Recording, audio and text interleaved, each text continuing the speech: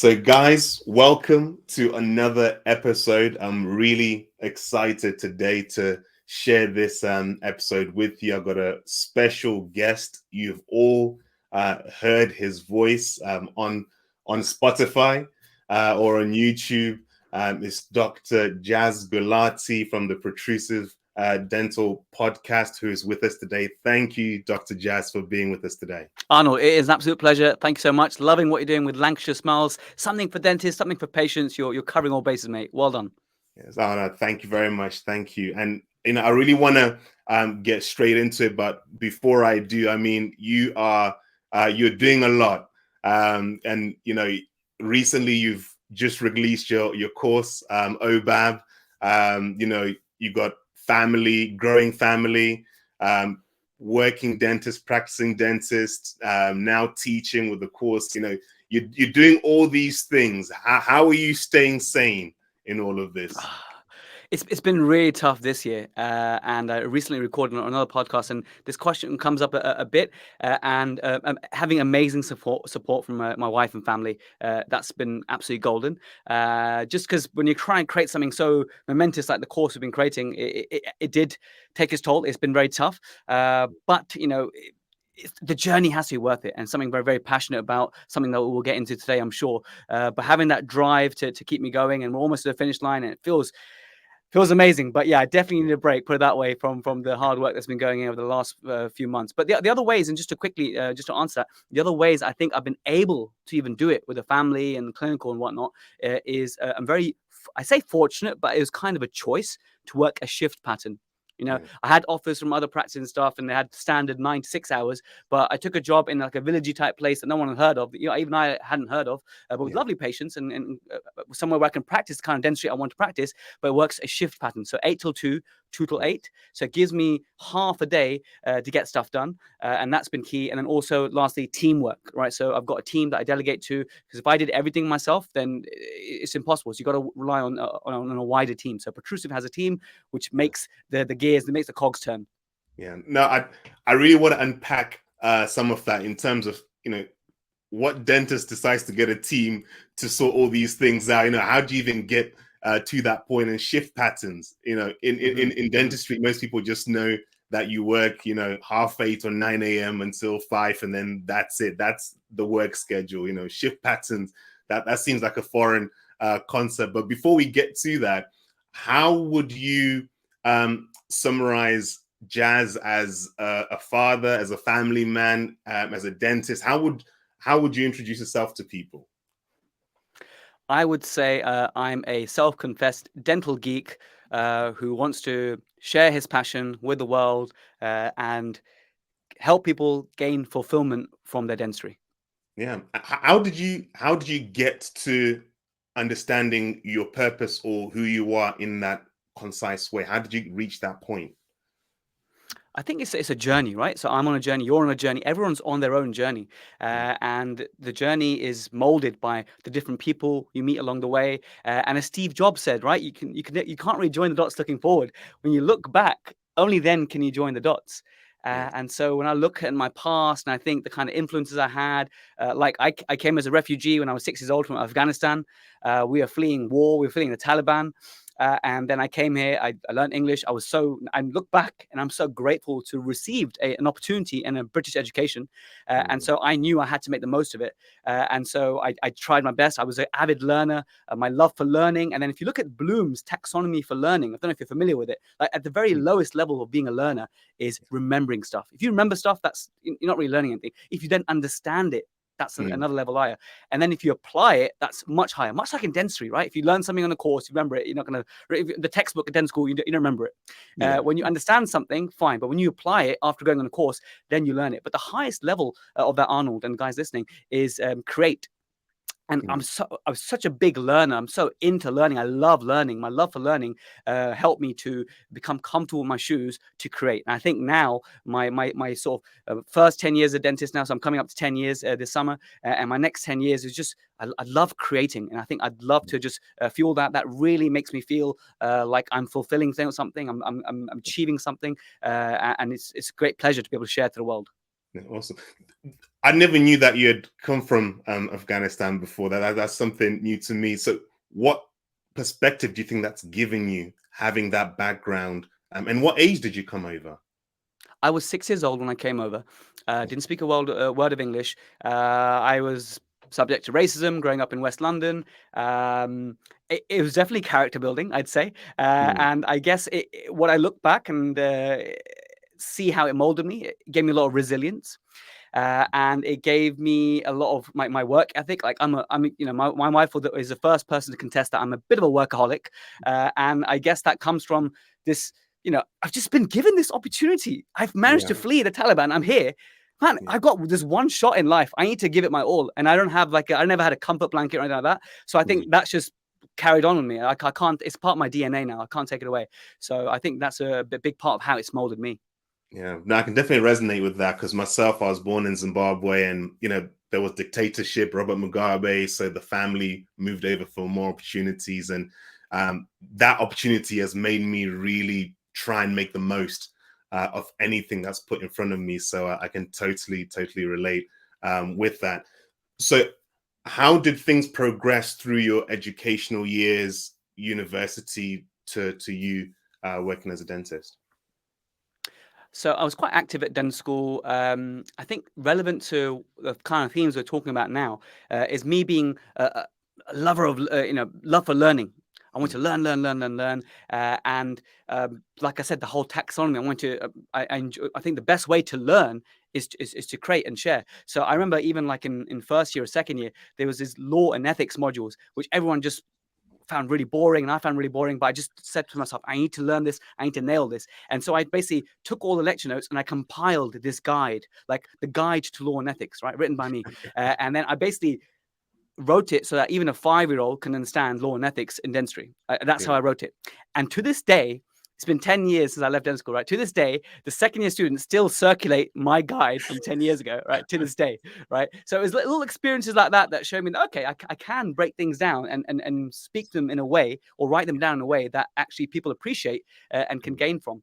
I was also quite active at dental school. I was a president of Dental Student Society, so I was quite outgoing and like to make the most out of my university experience. yeah, And I think that helped me to give me a boost in terms of okay, which direction you want to go in. Videos, part of what I do is make videos, and so yeah. we used to have great time making funny videos at dental school. If you type in YouTube Oral D, not Oral B, Oral D. There's some funny videos I used to make this like from 10, 12, 13 years ago. And Yeah. so that, and I look back now, is like, okay, I always enjoyed doing that. And so that's become Yes. part of, always stuck with me basically. Yes. Did you ever write lyrics for any other sorts of songs or tracks? I feel like there's a rapper in you. There's definitely okay. There's a lot of funny stuff that we've done in the past. We did a Hard Knock Life, the dental version. That was pretty cool. Little things here and there. And then recently we did Dots and Lines. But I Will Survive, but Dots and Lines. So Yeah. I wrote that all by myself, and I surprised my co-educator Mahmoud Ibrahim, and I surprised Prav, and I said, "Hey guys, I have this MP3 to send you," and they were listening to it. And so I paid this lady with a beautiful voice on Fiverr to just Yeah. sing my lyrics in it with a soul voice, and it Yeah. turned out really well. So yeah, I love that. Was so much fun. Like I was so stressed at the time, and so much was on my mind, but I was able to just just type on my phone these lyrics and what was coming to my mind, and that opportunity to have Yeah. fun, to be creative, that really kept me going. Yeah. What would you say to young dentists or dental students who are trying to figure it out early? What sort of advice would you give? Because there's almost that pressure to say you need to have figured out life, you know, before you even start uni as a teenager. What sort of advice would you give to that? I think keep trying to figure things out, but be open to the fact that it's a process, it's a journey. You're not going to figure it out. It's everyone's on a journey, like we said earlier. So keep thinking, but be adaptable, be flexible, and the more you learn about yourself, the more you try and figure out what are your weaknesses, what are your strengths, and work more towards your strengths. And Mm, sometimes, like I say, you have to kiss a lot of frogs before you find your Prince Charming or whatever, right? You're gonna make mistakes. You're gonna land associate positions that you regret. You might move to somewhere yeah. that you regret. Whatever. Okay, things happen, but it's about reflecting and moving on from that. And another thing, Yeah. one of my favorite quotes, Arnold. Maybe you heard me say it before. One of my favorite quotes is: "Unsuccessful people Yeah. are slow at making decisions and quick at changing them." Mm. Successful people are quick at making decisions, but they stay the course. They're slow at changing them. And I'm a big believer in just being a quick decision maker. Go with your gut, whatever your gut's telling you, because quite often, Arnold, if you've ever been stuck making a decision, if you look back and how long it took you to finally came to that decision, it probably was your gut decision all along. So I'm a big believer in just go for your gut with the knowledge you have at the time, with your Yeah. best of intentions. Make your best bet and go for it. Go all in. Yeah. And how did that help you get into a position where you're working as a clinician, things are going well, and obviously, naturally, the progression is okay, become a practice owner, take that sort of trajectory, or maybe with your love of learning, it will be a specialism. That's got to be the next step Mhm. for someone like yourself. No one would really think podcasting or starting an online course. How do you, when everyone go right, why do you go left? What happened there? Yeah, that's such a great question, Arnold. So I when I started dental school, I wanted to be an orthodontist because when I had ortho, it just changed me as a person. I loved it. I wanted to bottle this up and give this to the world. And I thought, okay, my way of doing that will be by being an orthodontist. I realized that orthodontics was not my favorite thing at dental school, and then I had the restorative bug. Right, had the restorative bug, and for the longest time, when I qualified, if you ask me, what do you want to do with your career, Jazz? I was so set on I want to be a restorative consultant. I want to be a specialist in pros, perio, and endo. I want to be a restorative specialist. I want to be a lot, right? So I was definitely very career focused. 3-4 years after dental school, yeah, my CV has to be perfect. Get published, done. Work DCT posts, done. Okay, I was ticking all the boxes. But then when I was on those DCT posts in hospital, I realized that actually this is not my favorite environment in the world to be in right now. And do I Yeah. really want to commit to this? I'm not saying that, you can't learn wonderful things. And my colleagues who went that restorative pathway and they loved it and whatnot, which is great. It just wasn't for me. The pace was so slow, I thought. And I realized that innovation happens in private practice. So I changed course at that point. But I definitely, my real desire was to be a restorative specialist. So I had to change that. So how did the podcast came to be? I would never have thought that. It Mm. was completely random, Arnold. I went to Singapore after I decided that I didn't want to be a restorative consultant anymore because for me, it was the hospital pathway. It wasn't for me. Mm. So I had a choice to make at that stage. Do I enter the rat race and get a mortgage and think about buying a practice or whatever? Or Mm. do I do something a once in a life kind of thing? And me and my wife, we went to Singapore. Mm. We traveled the world, but also worked in private dentistry in Singapore at the same time. And then when my wife got homesick about a year and a half later, we came back. And then it felt like every single dentist in the UK had my phone number at that point, Arnold, right? So they were like, hey, Jazz, how much money can you earn in Singapore? Are there any exams? Are there any Yeah. language barriers? What's good to eat in Singapore? Like whatever, right? So I was Yeah. having the same conversation with every single dentist, like on my way from London to Oxford, where I was working. And I thought, isn't there a way that I can like record some sort of a voice note and just send it to everyone? And then I discovered podcasting. I thought, okay, first episode, expat dentist in Singapore. Okay. And people were messaging me saying, hey, I enjoyed that chat. Thanks. That answered my question. Second episode, I had a friend in America. So I did an episode with her. Fourth one was Australia. And I realized, hang on, I don't have to be this like world dental tourism program. I can be just me. I can just be me and just start talking about restorative dentistry, what I like, and then it's just things spiraled out of control. And Yeah. now we have listeners and watchers from all over the world, and it's great to be part of Protrusive and what it's become. Yeah, no, I'm sure you're a part of many people's households. Whenever a new podcast episode comes out, we're all listening to it and just learning from it. One thing I want to say, I think you've got a gift because the rate at which you speak, I want to say is quick, but the clarity and it's easy to understand you and to take in what you're saying and not feel like I missed something. I don't know. Is that something that you've worked on? How have you achieved that? Because it's almost like you're on times two speed, but I'm getting everything that you're saying. That's so funny you say that. So everything I listen to, Audible and podcast stuff, I listen to on, well, it used to be now 2. Now I'm on about 2.5, 2.8 speed. Yeah. So because I'm hearing the world faster, I think I speak faster for that reason as well. But I do like efficiency. I do like just getting to the point. I'm a big fan of that. And so I think practice, practice, practice. I just practiced, if you listen to my earlier podcast episodes, Mm. it's cringeworthy to me when I listen, like, oh, I'm cringing. So, Yeah. after so many hours in front of a microphone, speaking to good people like yourselves, it just became second nature. And some people hate that, Arnold. Some people switch off my podcast because I give them anxiety. I do, and they told me this. They said, Jazz, they give me anxiety. I love you. Thanks for doing this. I enjoyed that course, whatever. I enjoyed that piece of education, but I'm not going to listen to you because you raise my heart rate. Whereas other people are like, yes, this is what I need in my life. So people will love you for what you offer, and then those are your tribe, those are your people. So Petrusarati are probably used to slowing me down or listening to me at my one-time speed, and then some people, I'm not for them, and that's fine. You got to make peace with that. Yeah. How did you break through the barrier of continuing to release episodes? Because a lot of people start these things. A lot of people have these great ideas, but it's not everyone that breaks through and is consistent with the posting. For you, at what point did you feel like this is the point of no return? This is what I'm going to be doing consistently for a long time? I think 10 episodes in, I just realized that, okay, I'm really enjoying this.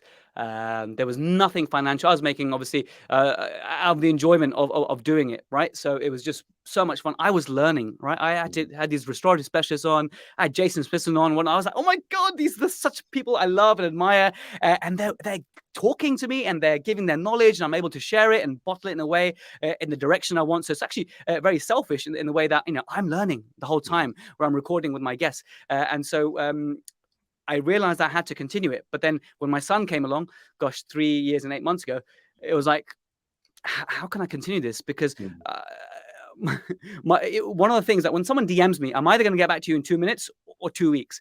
So it's just the way it is, right? So it's one of those things. And so life is incredibly busy as a practitioner, as a family man. So the only way I could keep it going is having that desire to do it. And this is really what I want. I really want to do this.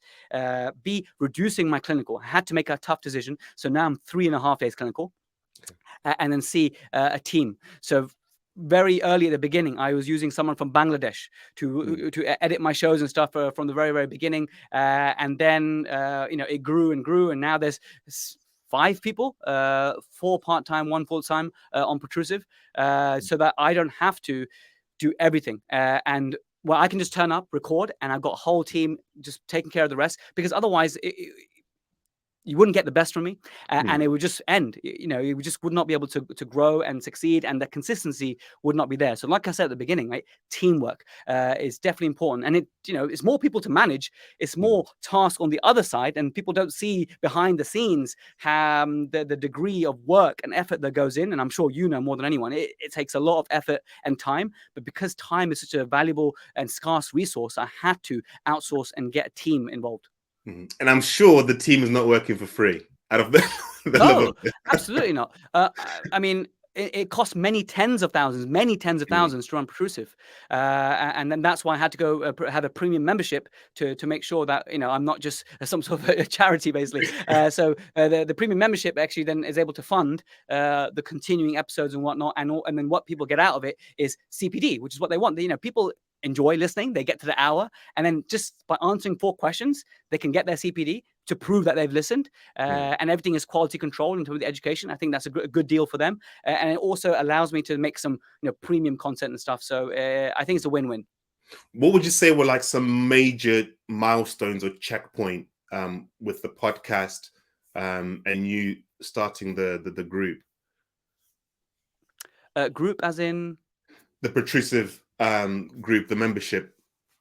Yes, fine, Protrusive Premium, fine. So I think it was just a point where it was gaining a lot of traction, a lot of love, and we had to keep up the momentum. And people were expecting an episode every week, and I would not be able to deliver it. So it was costing me a lot of money every month to pay for all the apps, subscriptions, and to feed 4 people's families, basically, who are working for Protrusive. And so we had to find a way to make sure that Protrusive had a future. If it wasn't for Protrusive Premium, it'd be very difficult to continue it. It would just be me paying tens of thousands a month from my pocket to keep it running. So there has to be some sort of financial benefit as well, so I can actually, not necessarily for me, but so I can actually have a team so we can keep it running and actually providing a lot of value to dentists. And I've got a lot of ideas. I've got a lot of content to come in the future.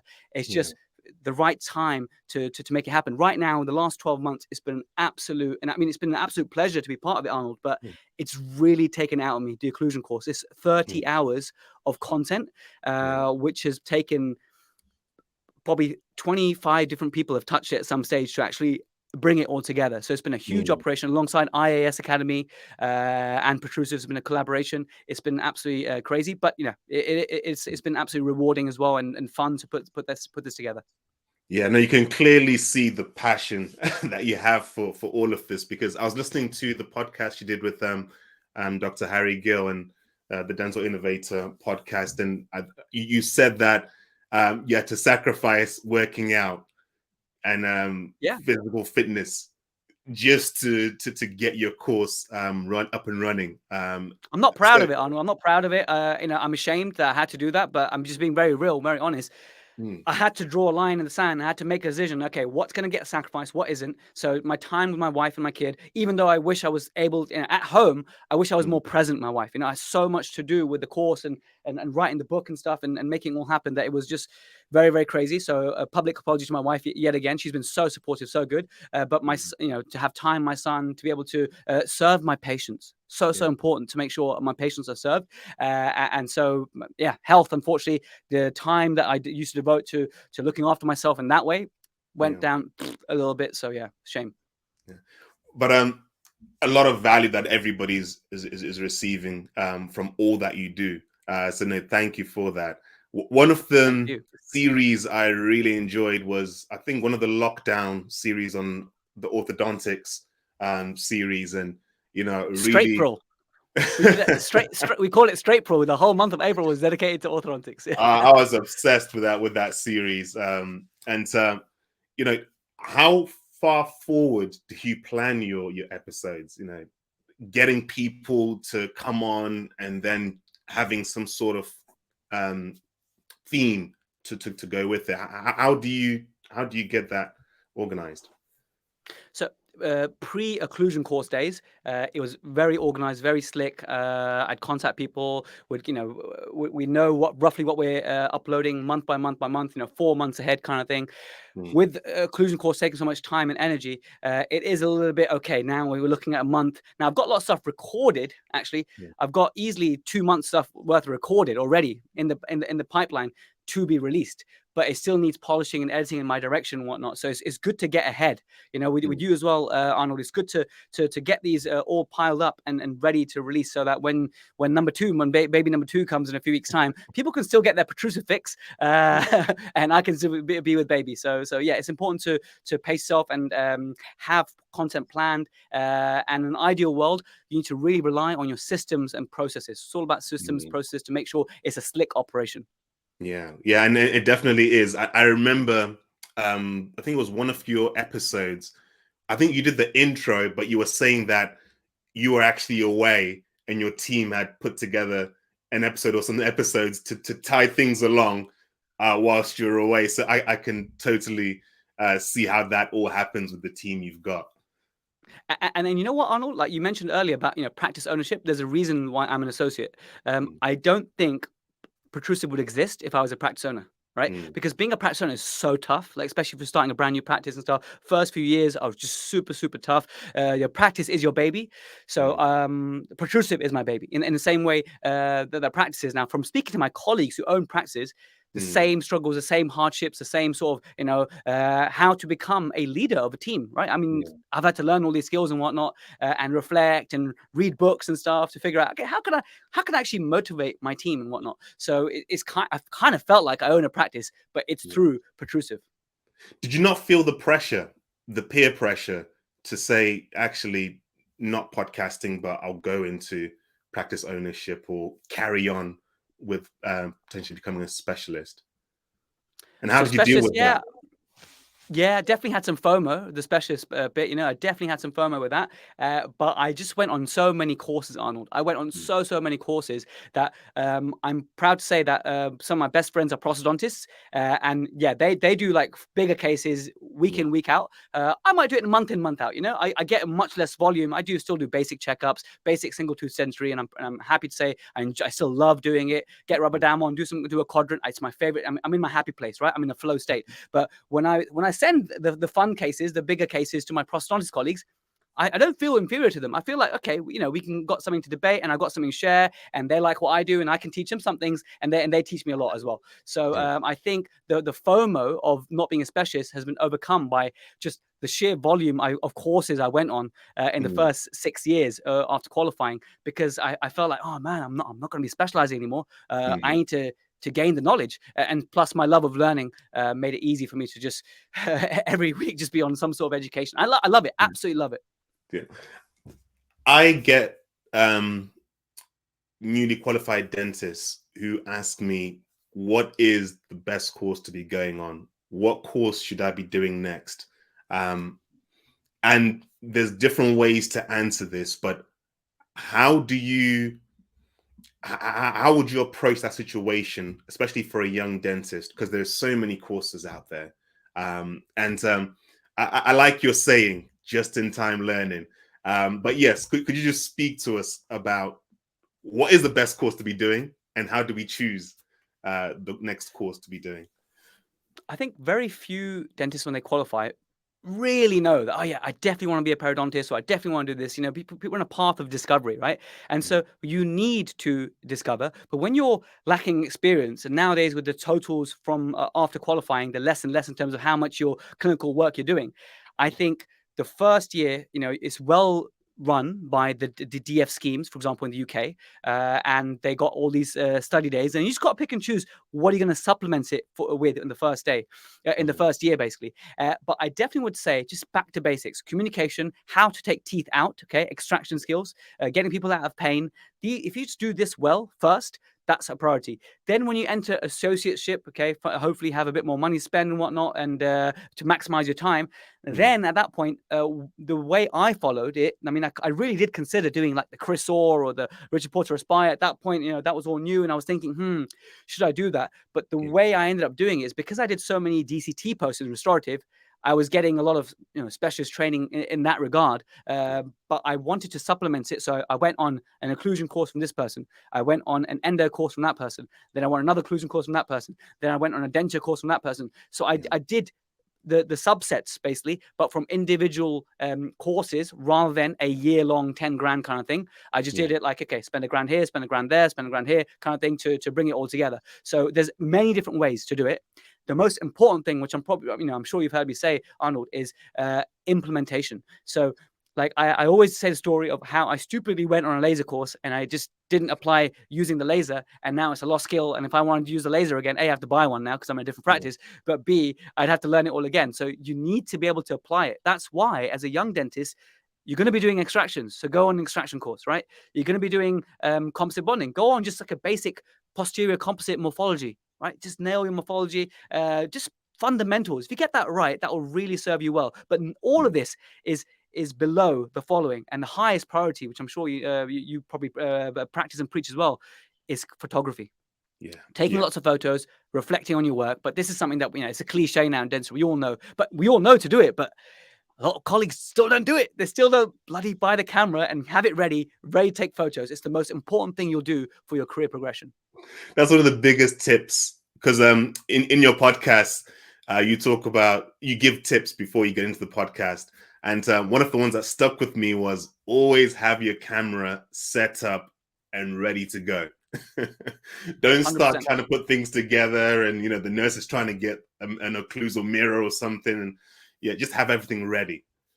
Same thing with articulating paper. Like if the articulating paper is not there and the shim stock vault is not there, for example, then I would say 70% of the dentists I speak to, they know to do it, but 70% of dentists I speak to, they don't actually check the dots and lines before they take the burr to the tooth. They just don't check the pre-op. They don't, right? And so part of that is because it's all the way on the other side, on the nurse's side, and it's not on their side. So if you have it there on your side, while the patient's numbing, you can do those basic 1 minute check of occlusion, for example, so you can become a good conformer at least. Okay, no one has to do full mouth rehabs all day long, but at least let's owe it to our patients to become good conformers, and it's just like that, making it easy, right? So having a camera ready is making it easy. Having the articulating paper ready is making it easy. You've been on a lot of courses. What do you now look at before you go on a course? Or because I'm sure you've been through quite a lot of them already. Now, do you even go on courses when you're at Jazz's stage? How does this happen? How do you continue to progress with your clinical skills and your knowledge? What do you do next? I mean, there's nothing like, at Jazz level. I'm still learning so much all the time. And what I do now is I think about, I really do think about time away from family now. Okay. So things that, I look back and I'm really proud and happy that I did this in my career. So I'm really proud and happy I did the following in my career early on, which was I went on a ton of courses. Now, a lot of my experienced colleagues would say that, Jazz, you overdid it. You probably went on too much, and you probably shouldn't have. And some of those were useless. And I agree. Fine. Some of them I didn't apply and therefore it became useless to me. But I went on such a high volume of courses in my first 5 years. I invested so much money, partly because one of my old principals, Hap Gill, legend, he took me under his wing. And even as a student, he's like tweet me and stuff. And it was great to have him as a mentor. And he said to me, forget everything you learned in dental school. Be ready to invest a lot of money. Okay, be ready to invest a lot of money. So I said, how much money, Hap? He said, £50,000. And I was like, £50,000. And I was like, oh, what? But, that was an anchor for me. So I was like a fourth year dentistry at the time. And that was an anchor for me. And so going forward, I was, before, you get a credit card out and you think, oh man, £1,500 for a 2-day course. Oh, can I do this? Can I not? I was like, no. Hap's voice was echoing in my head. And because I did so many courses early on, I invested a lot on myself. Honestly, I don't think there's a course out there that, I haven't, I've done endo courses, plural. I've done veneer courses, plural. Okay. I've done from different educators. So now when the new thing comes out, new shiny thing comes out, I can justify to myself that, okay, I've done these courses. Here are my notes. I've done the cases now. Okay. I don't need that. So now it's all about quality rather than quantity, because I did the quantity. Because like you said at the beginning on, we don't know what we want when we're newly qualified. We don't know what we like. So I think part of that self-discovery process is that I decided that I love occlusion. I love the idea of raising the vertical dimension. I love the idea of kind of being a prosthodontist, but not without the specialist letters and the training, I guess. So any courses like that really attracted me. And I wouldn't have known that had I not been to so many courses, including the free courses, the evening courses, the £60 Section 62 courses. They all add up and they all count. But now to take a whole 1 or 2 days away from practice, from family, is a big deal. When you got kids, it's a big deal to take time away. So it's very much like it has to be, a speaker that's very difficult to find in the UK or abroad. I love going abroad now. I try and take my family with me so that, they get a bit of holiday time as well, mixing up holiday with courses. So it's very much about quality rather than quantity. Perfect. I mean, one of the things within the dental industry is you hear a lot about the stress in dentistry, dentistry not being a good career anymore, that you should choose to do something else, or people wanting to come out of dentistry. Now you're clearly passionate about dentistry and being a dentist. What would you say about the opportunities and the joy you can have within dentistry, as opposed to some of the messaging we hear out there that dentistry isn't the career to be in anymore? I think it's all to do with mindset. If you start thinking that way and you start subscribing all to these forums and Facebook groups that are all about negativity, you start adopting that in everything you do, in the words that you speak and your thought processes. So I'm not saying sugarcoat everything. I'm not saying that everything is all hunky-dory and it's all like, unicorns and rainbows. It definitely isn't. Like just the other day, I did like a double onlay, like a veneer onlay, and the temporaries came away and the patient was very upset. And even just having that experience nowadays, failure, just little failures like that, it just makes your heart sink and you stress about it, right? So, but I did right by my patient. I made sure the next day we got her in the evening, extra session. I just, I went to work in the morning, came back home, went back to fit around her, and I sorted her out. And the problem there was that one of the inclines was just too steep. And I just shallowed them out, and everything's feeling better. So what a top clinical tip is when you're doing temporaries like that, the recipe I have to make sure I get a very low rate of temporary onlays, because these are onlays, right, coming away, is you get the patient to bite together on the temporary without it being cemented, grind firmly left and right. And under my 5 times or 7.5 times magnification, I don't want to see any bubbles of saliva, because you see the bubbles from the margin, and that means there's some movement in that tensile. And when I started to just pay a little bit more attention to this and make sure that when the patient has static occlusion, because you want the tap, tap, tap, but you don't want any sort of excursions whatsoever. And I started to really see a lot of improvement. Like I had a patient from Blackburn come and see me just because she's a teacher and whatnot. So she came in holiday time, and she did a very tricky onlay lower left second molar.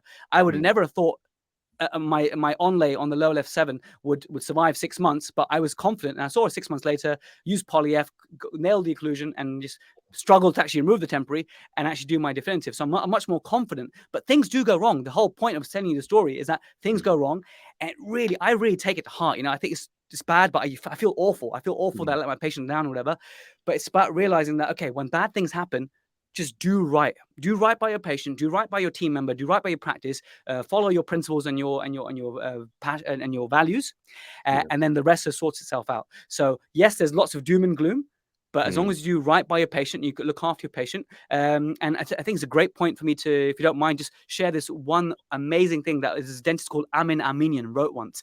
You might have heard me say this, is that the secret, not really secret, but a top tip of avoiding legal trouble as a dentist, right, is if you do, there's 3 things, right, which is doing the correct treatment plan, right, doing an appropriate and a correct treatment plan, okay, doing this treatment plan well, okay, executing it well, okay. Now, for the life of me, I'm kicking myself now because I'm a little bit sleep deprived. I can't think of the third one. I'm so used to saying on my podcast, right, all the time, there's 3 things basically, but his message is, and I have to dig it back up and email you, but there's 3 things. If you just do be nice to your patient, that's it. Okay, so the correct treatment plan, execute that dentistry very well, and be nice to your patient. Okay, if you can do 2 out of those 3 well, you're probably going to be okay, right? So even if you did a treatment plan which was perhaps it needed ortho, but you didn't do ortho, and you kind of had to make a compromise, but you did bloody good veneers, right, with lovely margins, and you were lovely to your patient, you're going to be okay. The problem happens that if you don't take at least, obviously strive for all 3, but we're human, we make mistakes. So, I think we can all be nice to our patients and do well by our patients. And if you just level up our treatment planning skills, or just be really good procedurally, then you can actually really still serve your patients well. Awesome. Yeah, no, definitely agree with that. And again, patients don't sue dentists they like. So if you're really getting your patients on board, that's always going to be a win for you. Can you give us a bird's eye view of what you see for the current climate of dentistry and where things are going? What do you see from your experience talking to a lot of dentists, working with a lot of dentists? Where are we going as a profession? Yeah, I mean, it's a tough one. I always used to attend these lectures about 10 years ago, and there's business analysts at these dental like BDA would give their predictions. And one of the predictions once was by the year 2015, 40% of all the practices in the UK will be a Sainsbury's dentist. They said this once. Okay, so obviously that was completely false. Okay, there's hardly any Sainsbury's dentists anymore from what I know, right? So you make these predictions and stuff, and a lot of the times they're completely gone. But you can try and predict where things are going. And like I'm seeing some wonderful things like 3D printing and embracing technology and making things safer, better, painless for patients. That's wonderful. But then I'm also seeing this aesthetic boom, which has been there from the 90s, veneers and stuff. I'm seeing a lot of now, obviously composite, we're seeing a lot of that. But I am a little bit worried because I sometimes see smiles and I see beautiful, healthy enamel, lovely white teeth, and then they got composite plaster all over, or obviously dental tourism over. And I think about, okay, what about the replacement events, right? 5, 7, 10 years later, are patients properly consented for this? And I'm sure they are, but they need to know that, okay, nothing lasts forever, and there'll come a replacement event. As long as patients know that and they budget for it, then everything's happy days. But when patient expectations are really high, and then the time comes to replacement, and that's another skill set then dentists need to learn about how to remove these composite veneers atraumatically and deliver and revive a smile. Then that's going to be a big sort of big task for dentists moving forward the next 5 to 10 years, I think. Yeah, I mean, it can be making dentistry look good can be the easy part sometimes. It's making dentistry that lasts that can be now the skillful and masterful part. So do you say this as a caution to dentists that are getting into cosmetic cases or bigger cases? Is that where you're taking that? I think most of the work I see is really well executed. Right, most of the work I see is really well executed on social media. So kudos to these fantastic dentists doing the great work. And I know that they're consenting their patients properly and stuff. And I think if you do good work and you communicate well to your patient and they understand, okay, this is not a forever thing, and the patient needs to be able to understand that, there's an annual maintenance regime, right, to prevent staining and to look after your bonding or whatever, then that's absolutely fine. It's not a dig at all that these guys doing this type of work. It just makes sure that if you're new to this kind of work, that you're not just rushing into it because you're desperate to do that case. You slow down. The whole point of consent is that if your patient says no, then that's fine. That's okay, because that's the whole point of consent. You don't want to warn them of these risks and issues because they might say no. That's not what consent's about. So long as everything's good in communication and the patients are supported with their decision making and also how to look after their bonding in the future, for example, then it's okay. But not to be hasty about it. Well, what excites you clinically when you're treating your patients and seeing your patients?